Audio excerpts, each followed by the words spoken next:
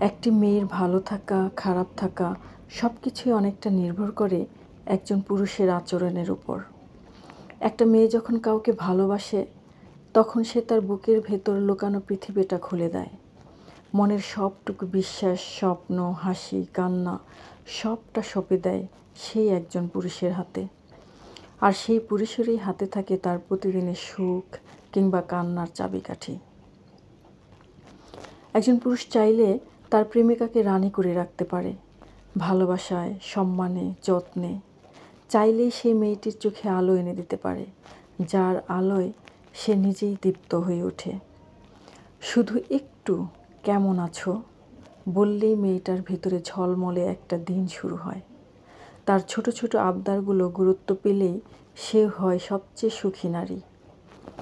কিন্তু সেই একই পুরুষ চাইলে সেই মেয়েটিকে মুহূর্তেই ভেঙে ফেলতেও পারে। অবহেলার একটি কথায়, উপেক্ষার একটা দৃষ্টিতে, বারবার কথা না রাখার অভ্যাস সেই মেয়েটির প্রাণখোলা হাসিটা ম্লান করে দিতে পারে।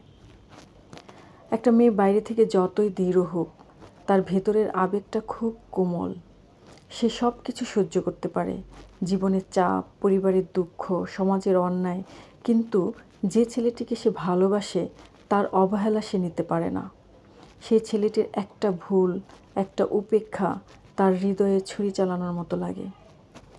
যদি ছেলেটা সময় দেয়, বুঝতে চায়, পাশে থাকে, তবে মেয়েটি হয়ে ওঠে সবচেয়ে হাসি খুশি প্রাণবন্ত মানুষ। আবার সেই ছেলেটি যদি অবহেলা করে, খোঁজ না নেয়, অন্য নারীর দিকে তাকায়, তবে সেই মেয়েটি নিঃশেষ হয়ে যায় ভেতরে ভেতরে।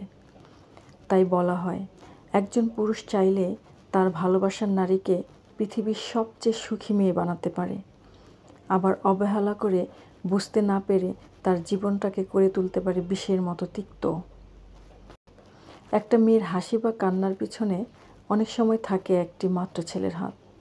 সেই হাতটি যদি ভালোবাসায় ছুঁয়ে দেয়, তবে মেয়েটি বিকশিত হয় ফুলের মতো।